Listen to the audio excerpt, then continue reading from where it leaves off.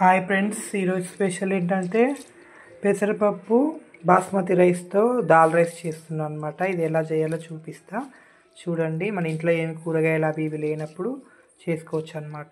నేనైతే ఈ గ్లాస్తోని ఒక గ్లాస్ బాస్మతి రైస్ తీసుకున్నా, హాఫ్ గ్లాస్ వచ్చేసి పెసరపప్పు అనమాట. దీన్ని అనమాట ఒక 20 మినిట్స్ నానబెట్టుకోవాలి. ఇప్పుడు ఎలా చేయాలో చూపిస్తా చూడండి. Stove వెలిగించుకుందాం friends. కుక్కర్ పెట్టేసుకుందాం. మనం ఇందులో కొంచెం ఒక స్పూన్ అయితే ఆయిల్ వేసేసుకుందాం. కొంచెం నెయ్యి వేసుకుందాం. కొంచెం వచ్చేసి నెయ్యి వేసేసుకుందాం.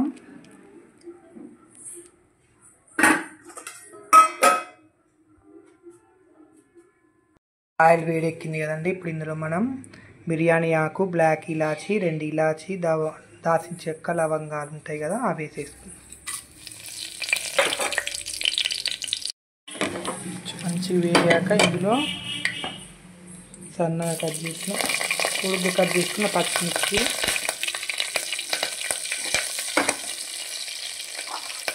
ఆనియన్స్ అన్నమాట.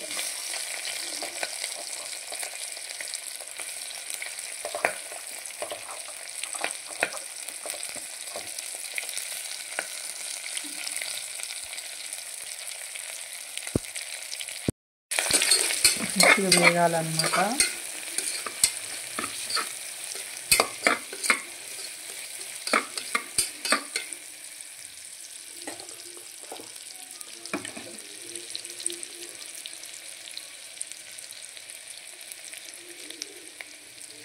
ఇందులోనే సన్నగా కట్ చేసిన ఎల్లిపాయలు అన్నమాట. ఎల్లిపాయలు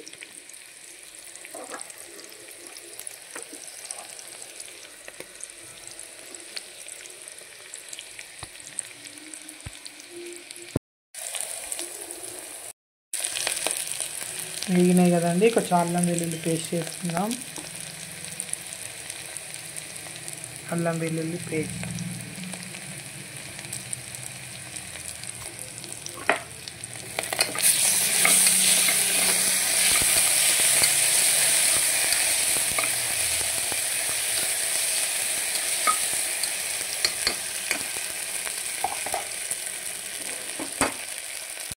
మంచిగా వేగినాయి కదండి. 2 టమాటా అన్నమాట.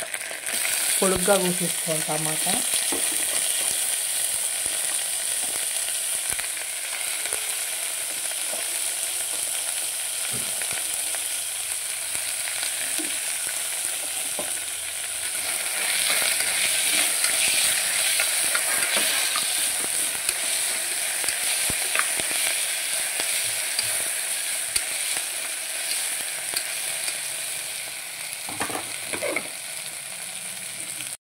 టేస్ట్ సరిపడా సాల్ట్,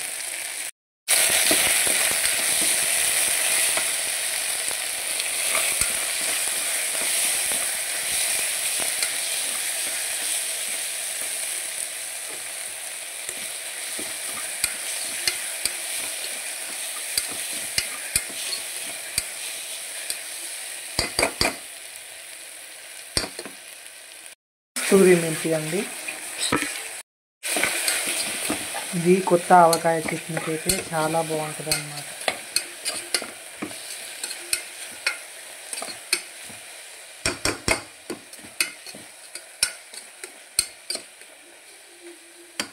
ఇందులో మనం వాటర్ పోసేసుకుందామండి.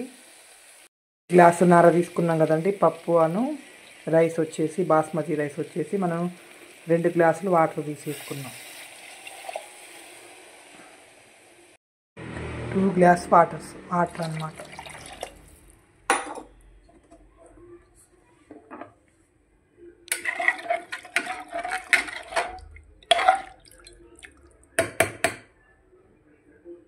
గరం మసాలా వేసేసుకుందాం.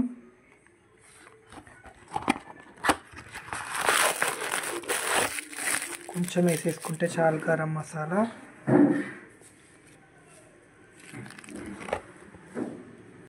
వచ్చేసి ఎన్టీఆర్ సాంబార్ పొడి ఉంటుంది కదండి, అది కూడా కొంచెం వేసేసుకోవాలి. కలిపేసుకుందాం.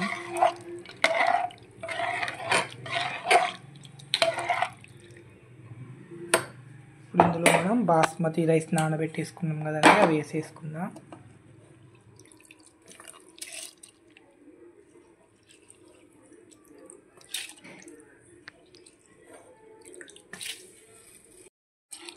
కలిపేసుకుందాం.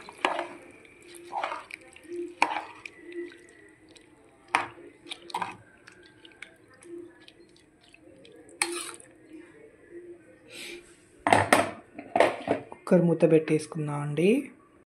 కుక్కర్ మూత పెట్టేసుకుందాం. ఒక విజిల్ వస్తే చాలన్నమాట. ఒక విజిల్ వస్తే చాలండి. వెంటనే స్టవ్ ఆఫ్ చేసేసుకోండి.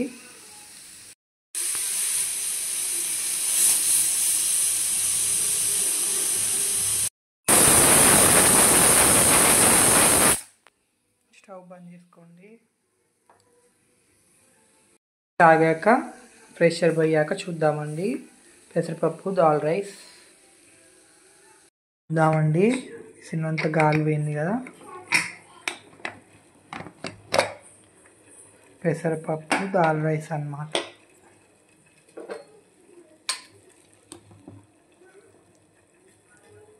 సరే మంచిగా ఎంత పొడి పొడిగా అన్నం వచ్చిందో. మనం సర్వ్ చేసేసుకుందాం. సర్వ్ చేసుకుందామండి.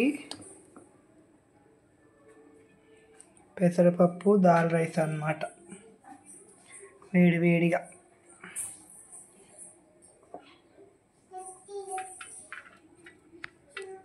కాంబినేషన్ వచ్చేసి తమిళనాడు స్పెషల్ ఆలుగడ్డ పులుసు అన్నమాట.